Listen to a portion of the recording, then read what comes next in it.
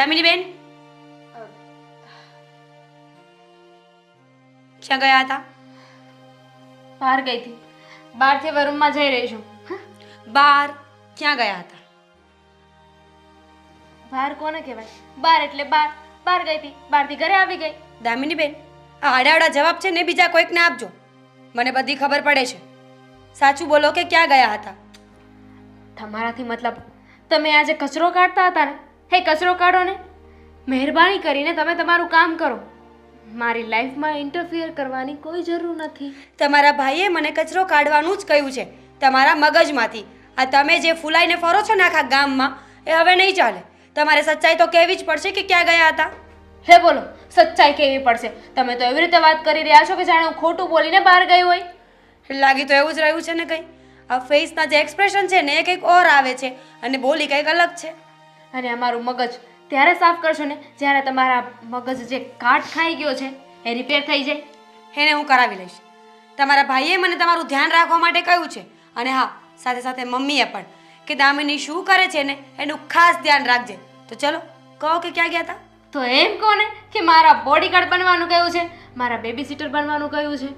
હા, તમારી baby seater બનવાનું કહ્યું છે. તો બેબી ક્યાં ગઈ હતી? બેબીને છે ને મૂડ નથી તો પેલા બોર્નવિટા પીવડાવો, પછી કહે છે. બેબી હા બહુ વધારે પડતી ઉડી રહી છે. સારું છે ને કે હજી વાત તમારા ભાઈ સુધી જ પહોંચવાની વાતમાં છે. જો મમ્મી સુધી પહોંચી ગઈ ને તો બોમ્બ બ્લાસ્ટ થશે. ખબર છે ને?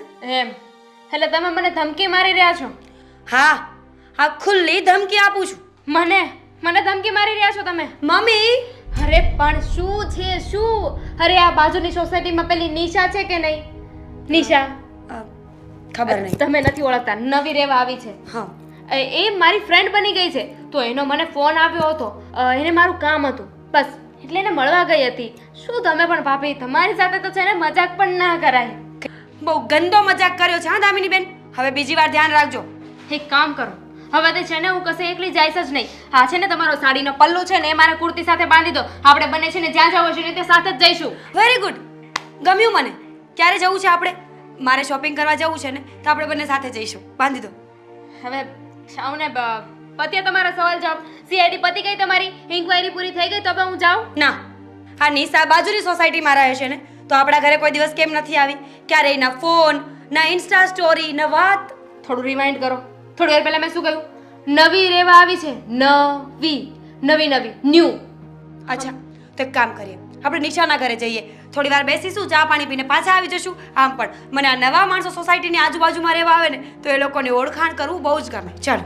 ભાભી તમે છે ને તમારી હદ મારો ને તો વધારે સારું છે. મારા ભાઈ અને મમ્મીએ તમને એટલું કહ્યું છે કે મારું ધ્યાન રાખજો. એવું નથી કહ્યું કે મારી લાઈફમાં આવો, મારી લાઈફમાં દખલગીરી કરો અને મને કોઈ પણ જાતની રોકટોક કરો. અચ્છા, તો જે જૂઠું બોલી રહ્યા છો ને સાચું બોલવાની જરૂર હતી. મેં તો પ્રેમથી જ પૂછ્યું હતું કે ક્યાં ગયા હતા. એમાં આટલા બધા બાના ઘડવાની શું જરૂર પડી? કોઈ બાના નથી બતાવી રહી, સાચું જ કહ્યું હતું. તમારે સાચું માનવું હોય તો માનો, ના માનો તો કંઈ નહીં. એ તમારો પ્રોબ્લેમ છે. હવે તમારા સવાલ જવાબ પત્યા હોય ને તો મને જવાની પરમિશન આપશો? હા, જઈ શકો છો. પાકું પતી ગયું છે ને?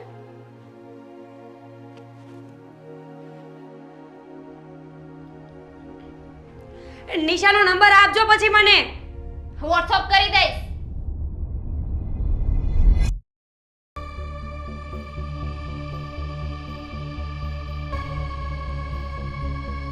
ઘરમાં છે કોઈ? મીરા, હા. ક્યારનો હું બહારથી આવ્યો છું, ખબર નથી પડતી કે પાણી દેવા અવાય?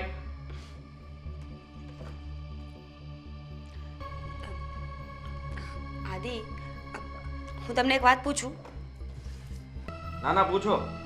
હા, ના ના પૂછો એટલે શું? પૂછું કે ના પૂછું? અરે પૂછ ને. હું એમ કહું છું કે આપણા ઘરમાં તમારાથી કોઈ ખોટું બોલે તો? કોણ ખોટું બોલ્યું છે? બોલ્યું કોઈ નથી, પૂછું છું કે કોઈ ખોટું બોલે તો તમે શું કરો? મારું. બસ? મને લાગ્યું કે તમે તો ડાયરેક્ટ મારી જ નાખો, કામ ખતમ, ફેલ, ખલાસ. એ જેવું ખોટું બોલ્યા હોય એના ઉપર આધાર રાખે ને કે મને કેટલો ગુસ્સો આવે છે. નાનો ગુસ્સો આવે છે કે મોટો ગુસ્સો આવે છે? Keep it up. હું તો ખોટું બોલતી જ નથી, એટલે મારે તો ડરવાનું શું આવે? જે ખોટું બોલતા હોય એને ઉપાધિ હોય, જેમ કે આ દામિની. શું બોલી તું? હું કાંઈ નથી બોલી. શું દામિની? અ, હા? કેવું પડશે? આદિ, દામિની બેન છે ને આજે ખોટું બોલીને ક્યાંક બહાર ગયા હતા. આવ્યા ત્યારે મેં બહુ બધું પૂછ્યું પણ મને કીધું નહીં. ક્યાં ગઈ હતી? તેને પૂછ્યું છતાં એને જવાબ ના આપ્યો. હા, ક્યાં છે એ?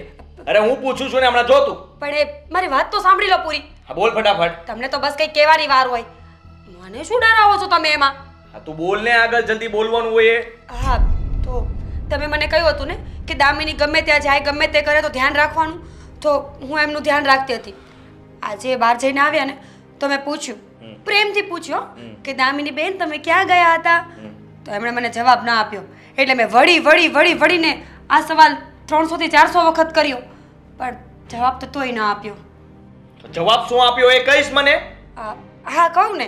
એમ કહ્યું કે બાજુની સોસાયટી વાળી ઓલી નિશા છે ને એના ઘરે ગયા હતા. હા, તો એમાં ક્યાંય ખોટું બોલી?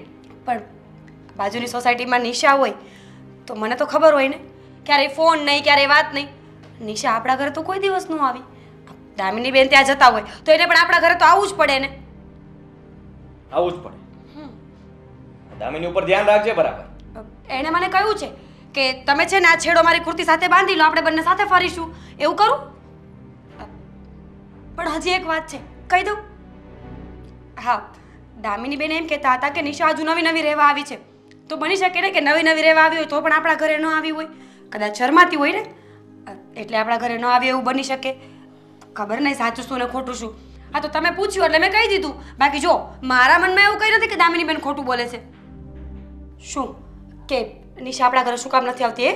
નહીં તો દામિની ખોટું જ બોલે છે, કઈ છુપાવી રહી છે, અને એની હું તપાસ કરીશ.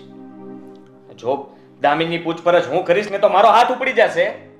એના કરતા છે ને આ મમ્મીને જ કહી દઉં, એટલે મમ્મી સંભાળી લેશે દામિનીને.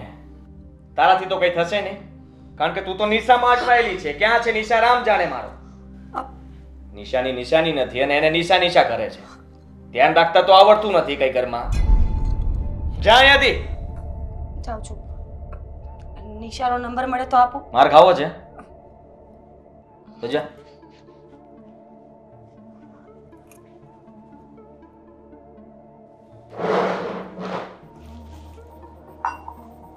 નિશા પાછળ ઝેરીમાં આવી છે. એ તપાસ કરવાની ને કે ત્યાં છે કે નહીં.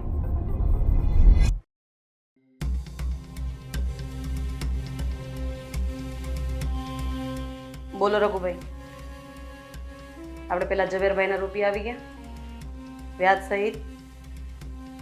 વાંધો નથી, ગોપાલભાઈને ત્યાં જતા આવજો. દામિની, હું ફોન કરું તમને. બેસ અહીંયા. Yes mom. ક્યાં જાય છે? બહાર?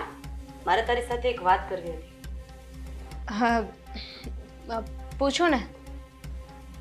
બેટા, તું મારી એકની એક દીકરી છે, અને આ સમાજમાં આપણું નામ, આપણી વેલ્યુ કેટલી છે તું બહુ સારી રીતે જાણે છે.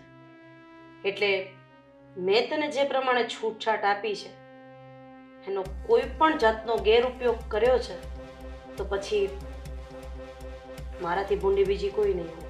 હું ભૂલી જઈશ કે તું મારી દીકરી છે, કારણ કે લાગણીના સંબંધ પછી મારાથી ખરાબ બીજું કોઈ હશે નહીં. અને તને તો ખબર જ છે ને મારો અને આદિત્યનો સ્વભાવ કેવો છે. એક જ ઘા અને બે કટકા. એટલે આબરૂ સાચવીને રાખજે. જાણું છું મમ્મી, તમારે કહેવાની કોઈ જરૂર નથી કે તમે લોકો મને જેટલો પ્રેમ કરો છો ને એનાથી વધારે તમારા લોકોનો ગુસ્સો, તમારી આબરૂ છે. પણ મમ્મી, હું એક વાત કહેવા માંગીશ. તમે જે આ ઇજ્જત આબરૂ બધું બોલી રહ્યા હમણાં, તો તમને શું લાગે છે? હા, તમે જે વ્યાજનો ધંધો કરો છો એનાથી આપણું નામ થઈ રહ્યું છે એમ? આપણી લોકો ઇજ્જત કરી રહ્યા છે. દામિની, આ તું શું બોલી રહી છે એનું ભાન છે તને? સોરી. કે પછી મારે તને ભાન કરાવવું પડશે? જ્યારે ઘરના જ લોકો ઘરના લોકોની કિંમત નહીં કરે તો બહારના લોકો ક્યાંથી કરશે? અને હા, હવે તું વાત જ્યારે આ ગામમાં આબરૂની કરે છે ને, તો અમે લોકો કોઈ ખોટું કામ નથી કરતા. ને મદદની જરૂર છે એને રૂપિયા આપીએ છીએ, એનો સમય સાચવીએ છીએ અને બદલામાં એનું વ્યાજ લઈએ છીએ. ખોટું શું છે એમાં? હા, માણસની મજબૂરીઓનો ફાયદો ઉઠાવો છો. મમ્મી, જે ધંધો તમે એને ભાઈ કરો છો ને, એનાથી આપણને કોઈ ઇજ્જત માન નથી મળતું. લોકો માન નથી રાખતા આપણું. એ લોકો તમારાથી ડરે છે. હા તો ડરવા દે ને, તને શું વાંધો છે? નામ પડતા જ જો લોકો ડરતા હોય તો તારે તો પોતાની જાતને ગર્વ અનુભવવો જોઈએ કે મારા ભાઈથી અને મારી મમ્મીના નામથી આખું ગામ ડરે છે. હા, છોડો એ બધું. હું જાઉં. એક મિનિટ. હા રઘુભાઈ, મારીને ટાટિયા તોડી નાખો એના. પૈસા એના બાપને આપવા પડશે. હા, શું કહેતી હતી તું? હું જાઉં. ક્યાં જવાનું છે તારે? મારી ફ્રેન્ડ છે ને નિશા, એના ઘરે પ્રસંગ છે, ત્યાં જતી હતી. ક્યાંય જવાની જરૂર નથી. જા તારા રૂમમાં જઈને આરામ કર. પણ મમ્મી શું કામ? કીધું ને એક વખત. Please mummy.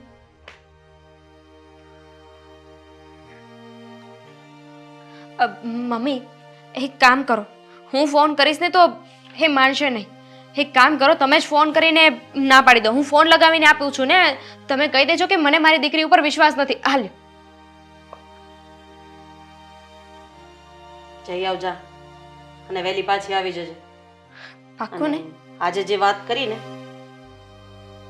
એ વાત યાદ રાખજો.